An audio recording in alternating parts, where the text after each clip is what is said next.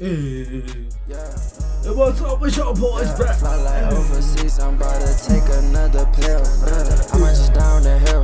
I shoot, I go for the kill. Money stand tall like O'Neal. Ain't got a cap on me, keep it a bill. Okay, let's go, let me top my top. Moving so militant, walk my walk. Kill a hoe, feeling me, give me top.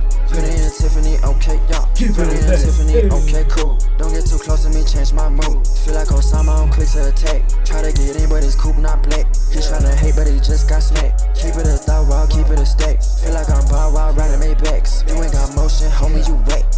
I cannot stand them, huh? Gotta push, I gotta handle them, huh? You want push, I ban them. Walk out the spot, get taxed like Phantom. Random, we gotta, What's up with your boys, bruh? Today we are back, bro. I'm telling you, boy. Today is like the 1st of December. You saw the last video yesterday. Today we are back, big and stronger, bro. Today, what I'm going to be doing, first, let me first tell you this, right? So, for this few days, we are going to be cooking content. I'm going to be cooking content alone. Then, somewhere around the 10th, I'm not sure. I'm going to go to my grandma's place, right? I'm going to go to my grandma's place. Then so I got some people who are going to pull up on the vlogs. I got some of my cousins who are going to, go to come to my pull out to the vlogs. We're going to cook some content off there, bro. Man, we're all just gonna see it, bro. Let me not spoil, bro. But so today we are back, bro. We all saw the video yesterday. Y'all just give me like your opinion. Was the video like? Was it well structured, well planned, or things like that, bro? And we're going to be cooking as I promised, bro. We're going to be vlogging after vlogs, bro. We're going to vlog another vlog. We're going to vlog like crazy, bro.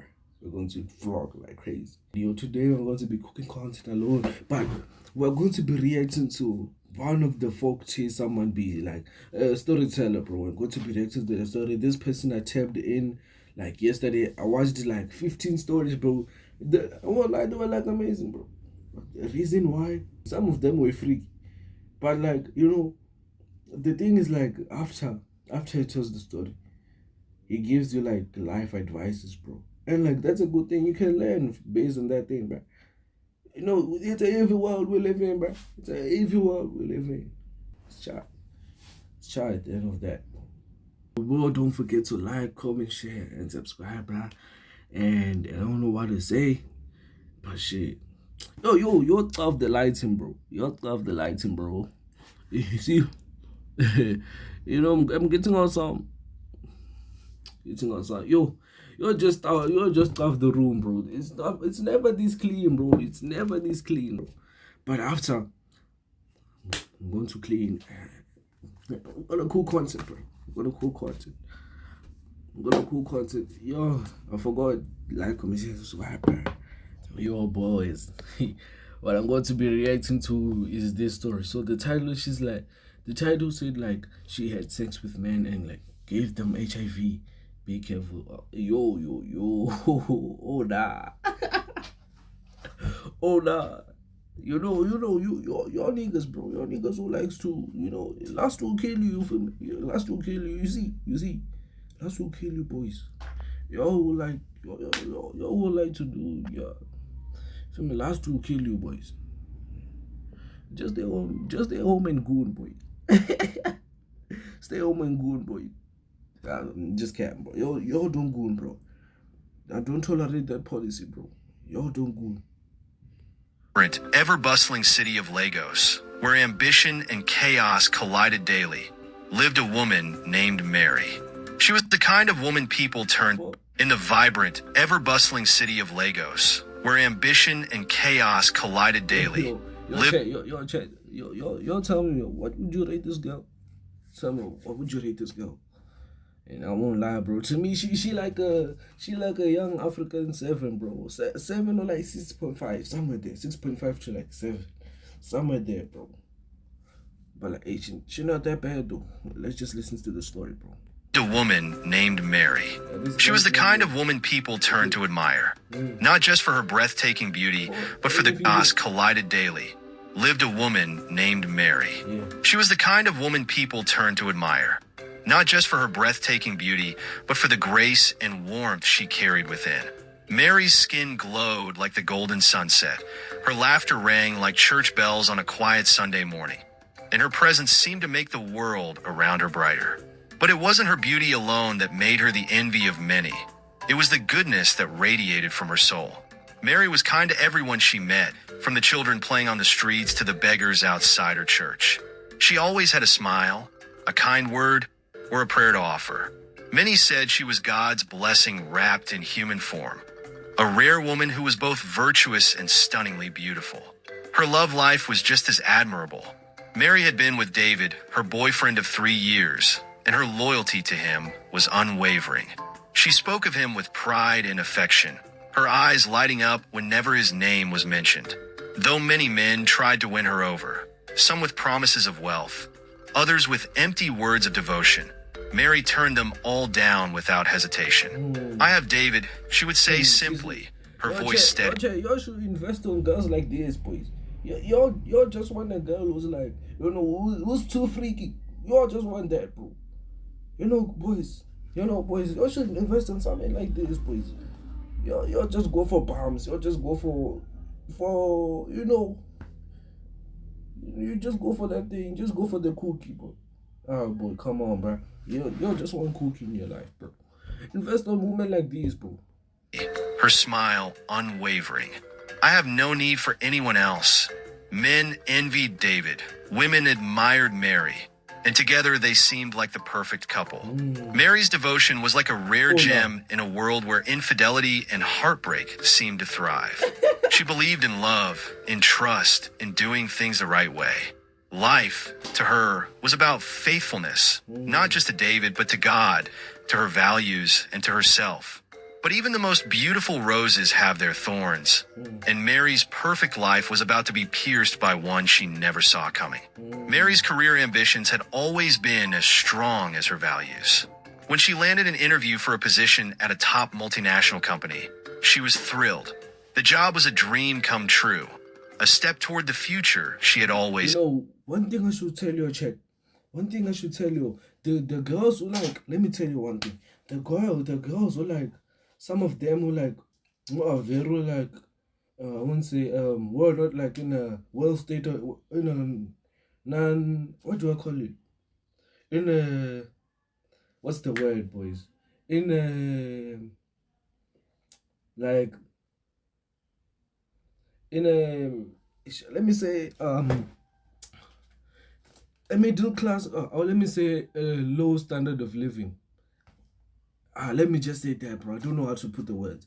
So who don't have everything. Yeah, let me say that. Who doesn't have everything, bro? Who don't have everything. That's when you're going to see the real loyalty of her, bro. That's when you're going to see the real loyalty of a girl.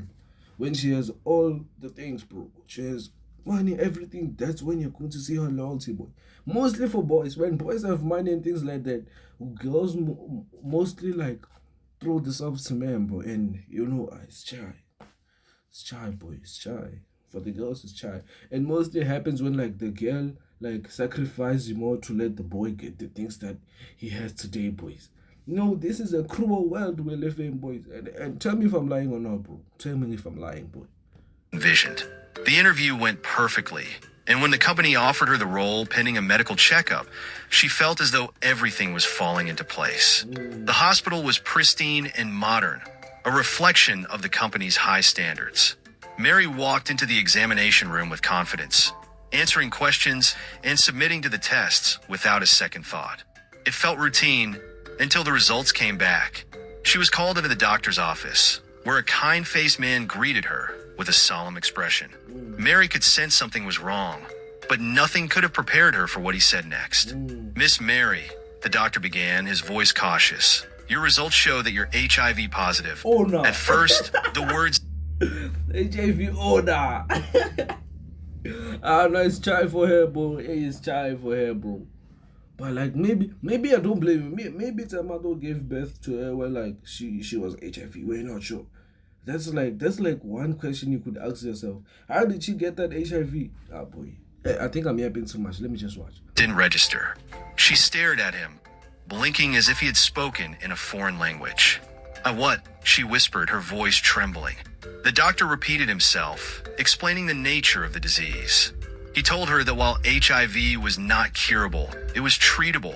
With proper medication, she could live a long and healthy life. But Mary wasn't listening anymore. Her mind was racing, her heart pounding. How? She had been careful. She had been faithful. She had done everything right. Where could this have come from? I don't understand, she said finally, tears welling in her eyes. I've only been with one person. How could this happen to me? The doctor softened his tone, trying to reassure her. Sometimes these things happen in ways we don't expect. But the good news is that with antiretroviral therapy, you can manage it effectively. And if you don't tell someone, they wouldn't even know you're positive.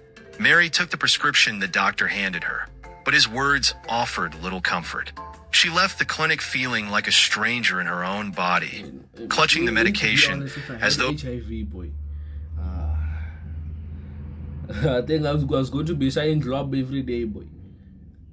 But like, no, infecting other people who are innocent HIV is kind of crazy, bro. It's kind of crazy. Was the only thing tethering her to reality. As she walked through the crowded streets of Lagos, the city seemed to blur around her. The noise of the traffic, the chatter of passersby, it all faded into a dull hum. How could this have happened? The question echoed in her mind, over and over. She knew there was only one person who could answer it, David. The evening after her diagnosis was one Mary would never forget. The city outside her apartment hummed with its usual energy. Vendors shouting, cars honking, children laughing. But inside, Mary's world was silent, heavy with a weight she had never known. When David arrived at her apartment, she looked at him, the man she had loved and trusted, and felt a pang of anger and sorrow so sharp it almost took her breath away. "We need to talk," she said, her voice trembling. David, sensing the gravity in her tone, sat down. "What is it, Mary? Did something happen?" Tears welled in her eyes as she began to speak, recounting the events at the clinic. When she finally said the words, "I tested positive for HIV," David's face went pale. For a moment, he looked genuinely stunned, but then his expression hardened, as though he was searching for a way to shift the blame. That's not possible," he stammered. "You must have made a mistake, Mary. Those tests aren't always accurate." Mary's heart sank. She had hoped for empathy, for support, for him to take responsibility. Instead, he was denying the undeniable. "I've only ever been with you," she said, bro. her voice You see what your boys do. Come on, bro. Just be honest, bro. We have HIV together, boy. rising with emotion. "If this didn't come from you, then who?" David's denial persisted for what felt like hours, each excuse chipping away at Mary's remaining patience. Finally, under the weight of her accusations, he broke. "It was just once," he said, his voice barely above a whisper. "It didn't mean anything. I swear, Mary, I didn't think it would matter." Mary stared at him, her mind struggling to comprehend the words. "You didn't think it would matter?" she repeated, her voice shaking with anger. "You didn't think that betraying me, risking my life, would matter?" He tried to reach for her hand, but she pulled away. "Mary, I'm sorry. I'll make it right. We can get through this together." "No," she interrupted, her voice firm despite the tears streaming down her face. "You've already made your choice, David. And now, I'm making mine." She told him to leave, her heart breaking as she shut the door behind him. Alone in her apartment, Mary let out a scream of frustration and anguish. She felt betrayed, shattered, and completely alone. The man she had loved, trusted, and remained faithful to had destroyed everything. And as the hours passed, her sorrow began to transform into something darker. In the days that followed, Mary's pain didn't lessen, it evolved. Every time she thought of David, of his betrayal, her blood boiled with rage. She had been loyal. She had been faithful. She had been good. And what had it brought her? Her friends tried to comfort her, though none of them knew the full story. "You'll find someone better," they said. "You deserve so much more than him." But Mary didn't want someone better.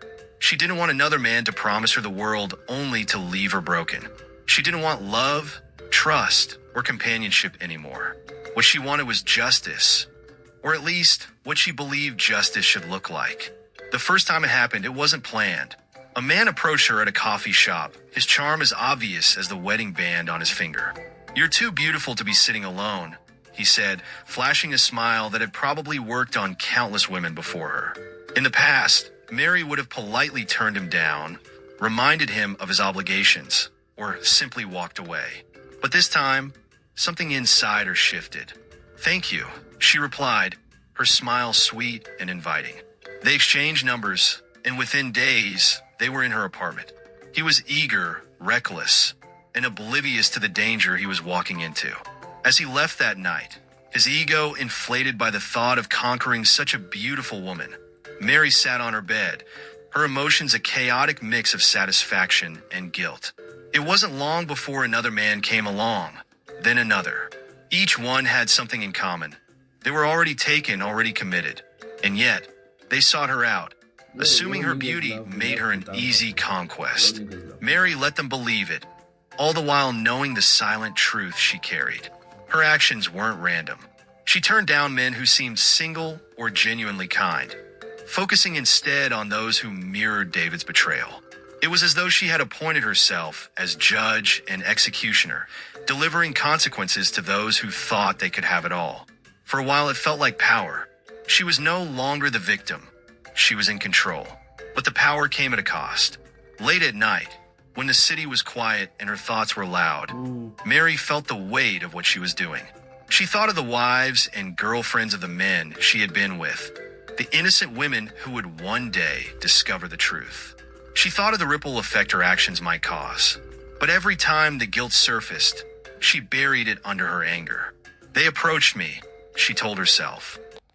Oh no, so she started sleeping with these niggas just for them to get HIV so they can go to their wives, do the same thing, get HIV too when they find out. It's crazy, bro. This girl is evil, bro. She's evil, bro. First of all, I thought you was a good person, bro. Fuck you, bro. They made their choice. It became a mantra, a justification for the path she had chosen. And as her reputation spread among the unfaithful men of Lagos, Mary felt the scales tipping in her favor until the whispers began. It started with hushed conversations among men who shared more in common than they realized. One by one, they began to notice the similarities in their stories. A man at a bar confessed to his friend that he wasn't feeling well and had been diagnosed with HIV. "I don't know how it happened," he said, shaking his head. "I've been careful, well, except for one woman." The friend, already deep into his drink, stiffened. "A woman?" he asked, his voice cautious. "What was her name?" When the first man said Mary, the second man's heart sank. "You too?" he whispered, his face pale. As the days passed, more men, friends, colleagues, even strangers began to piece together the puzzle. Some had been bold enough to boast about Mary, describing her beauty and how easy she was. What they hadn't realized was that they were all boasting about the same woman. In locker rooms, bars, and WhatsApp groups, the name Mary started circulating like wildfire. "She's the one," they said in hushed tones, the fear in their voices palpable. "She's the one who gave it to me." But despite their anger, few dared confront her. They knew the truth. Mary hadn't forced herself on anyone. They had approached her, believing they could have a taste of her beauty without consequence. Now, they were left with the weight of their choices, their guilt mixed with shame. One man, emboldened by alcohol and desperation, decided to confront Mary directly. He showed up at her apartment uninvited, his face twisted with rage. "You ruined my life," he shouted as she opened the door. Mary didn't flinch. Her eyes were cold as she stared him down. "You ruined your own life the moment you stepped out on your wife," she replied, her voice steady. The man's fury boiled over, but he couldn't argue. Mary wasn't wrong, and he knew it. He left, slamming the door behind him, and Mary felt a pang of guilt. But as always, she reminded herself, "I didn't force him to do anything." The whispers continued to grow, and soon, Mary's name was no longer spoken with admiration. Men in Lagos began to avoid her, their fear outweighing their lust.